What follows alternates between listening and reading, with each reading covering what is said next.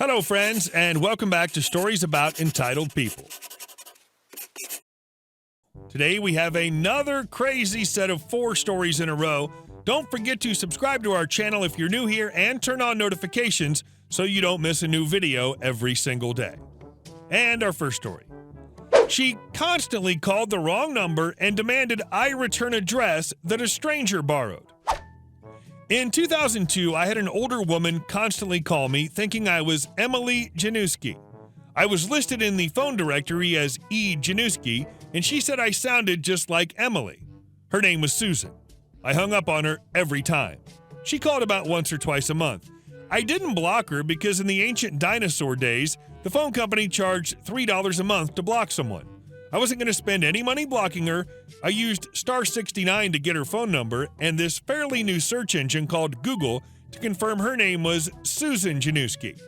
I have the same last name as these people, but I wasn't closely related to them, if at all. I debated calling her home number to speak with a family member and tell them to get this woman to stop calling me, decided I didn't want to get that involved. The final straw came when she called me after midnight because Emily had borrowed her purple dress and she wanted it back. Once again, I said, I am not Emily, and you must stop calling me. She said, whatever, it's my dress. Click. 2 days later, one of my friends disguised her phone number and called Susan on behalf of the local police. She told Susan that I was going to press harassment charges if she didn't stop calling me. Susan accidentally called me again a year later but realized her mistake after I answered. She sounded terrified. And our second story. Want to use my name to steal and make me the unknowing fall guy? Preface. Going back to my college days, I was an executive member of a club. So whenever we had a large event that incurred some expenses, we can request the Student Government Association, SGA, to cover those expenses, and they will directly oversee and finance it if it's for a positive cause. For those that do not know, our club was among 56 plus other mini clubs in the college, and SGA is the main student government body elected by all students. SGA gets a yearly budget allocated to spend for the student wellness or entertainment-related activities. The rule was after you provided all the proof, if the cost was $10, the check for that $10 won't be written to one person in the club. It will be written to all 4 executives of the club, $2.5 per person, so no one person can steal from that. In SGA, the treasurer, let's call him SGAT, was not exactly a friend, but was friendly and known to some of us. Come to think of it, almost all the members of FGA were known or otherwise friendly to us. After all, we all had to work together. Main story.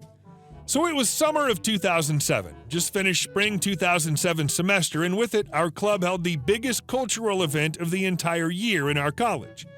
It did cost some good amount, and of course, SGA agreed to oversee the finance. At that time, I was going through some personal problems and angrily kind of ran away from my house. Stayed with a friend for that duration for a few days, despite not having my personal finances sorted. After the end of the show, SGA had mailed out the checks to 3 other club executives for the cost of the show, but I did not get one, the one quarter that I was responsible for. At first, I thought since I'm not at the address that they may have mailed it out to, maybe they sent it and I'm not there to accept it. A few days later, another executive of the club calls me and calls other executives and members to a meeting. We meet there, and this guy says, I got news. The 4th check that you are responsible for has been accepted and cashed. I was in shock. Now, my friends were thinking that since I'm having financial difficulties and ran away from my house, I must have cashed the check and not admitted it. They're essentially accusing me of stealing. Looking back, if it was someone else in my shoes, I would have done the same. Then, right away, I go to college SGA office to get to the bottom of it. They produce a copy of the check and other paperwork that shows it was not mailed, but instead it was picked up from SGAT.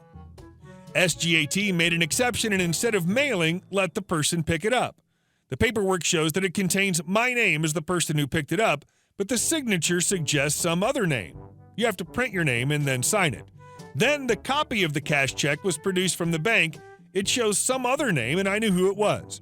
I call all of the club executives and members for another off-site meeting and have someone else call the SGAT there under a different pretense.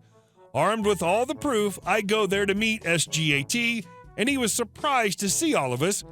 I just had to make it extremely dramatic as only 2 other people, of about 10 met us there, knew what I had in the paperwork.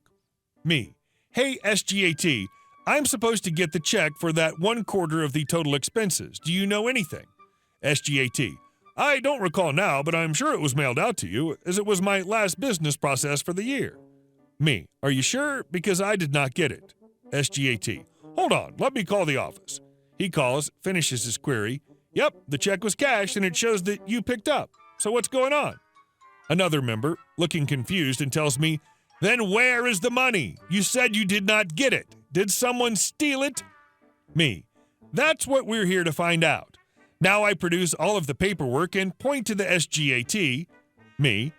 Is this a real copy of proof of the check acceptance from your office? Yes, it is, and it shows that you have accepted the check. Me. So is this your signature that shows that I accepted the check from you? Yes. But you said you mailed it. I don't remember every tidbit now. Okay, this signature on the check acceptance form, does it say my name? The acceptance signature was distinct enough to make out the person's name. SGAT is quiet. Everyone says, no. Me. Hold on, that's nothing. Here's the proof of the cashed copy of the check. Whose name is this, and whose signature is this? SGAT gets up by this time and attempts to punch me. Tells me, are you calling me a thief? Me and a few others get up and say to SGAT, sit your butt down and don't even try to touch me. You know I'll waste you. He knows I'm well-versed in self-defense, since I told him previously on an unrelated prior conversation why I thought this line mattered in my head. He was 6'2", 185 pounds. I'm 5'8" and weigh less than 150 pounds. Tell me what's the name here. Other executives and members that initially accused me says the name here clearly says SGAT's wife. Me. Boom. I rest my case here. SGAT is in full denial and still attempts to shift the blame on me. But at this point, our other executives have decided that I was, of course, not the bad person here, and since the SGAT was in the country on a student visa, if we go to the cops, he will get deported, and so SGAT agrees to pay us up the next day as long as we do not call the cops, completely defeated and humiliated. He did refund us the money, and I did end up making an unofficial complaint to SGA. They made him resign, and since there was no official complaint, they could not prosecute him.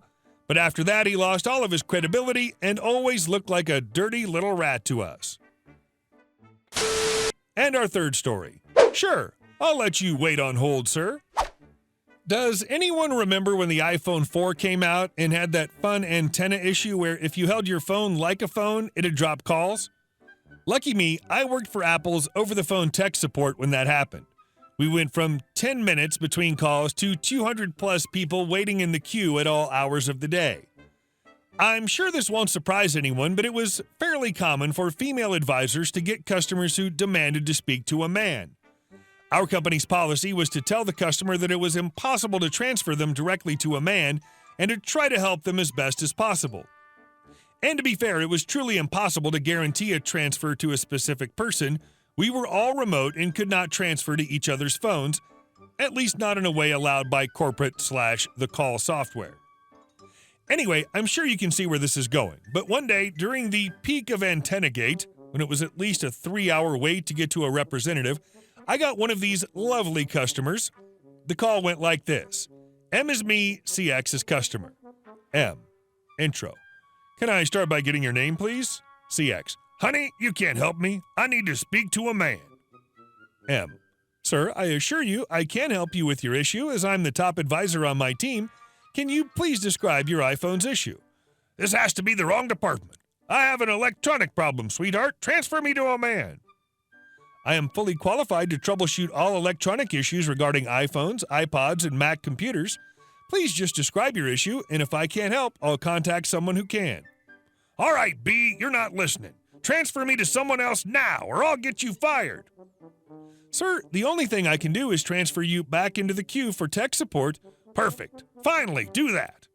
So back he went to wait another full 3+ hours for support. I checked up on his account later that week and found that another woman had gotten his call, and he just hung up. And our last story. I'm not qualified to do the thing that I just did, so no, I won't teach you. This happened in 2002 or 2003. I was doing billing support for a company. Let's just say their name is reminiscent of a very large communist country. I had applied for an opening in their IT department. I interviewed for the position, and about a week later, I was informed that I wouldn't get the position because I wasn't qualified for it. The person who got the position was the friend of one of the managers. He had spent less time out of high school than I had spent working in IT, so I knew it was more about his personal relationship with the manager than my qualifications. This company also had a billing system that was supposed to allow us to bring up copies of customer invoices and scanned copies of their contracts, but it didn't work. This problem had been ongoing for more than a year. The IT staff said there was nothing they could do to fix it. One day I was poking around and I found the cause of the problem. The scanned customer contracts were in TIFF format, but they were saved into the system without a file extension, and our desktops were so locked down that we couldn't choose which programs open files. It was governed by the file extension. I found an old inactive customer's account, renamed the TIFF file, and when I clicked on the link, the contract opened. I found my manager and showed him.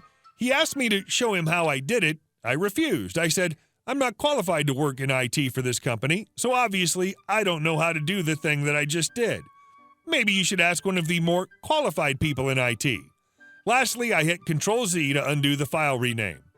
About 6 months later, the account was scaled down and I was downsized. I enjoyed the unemployment.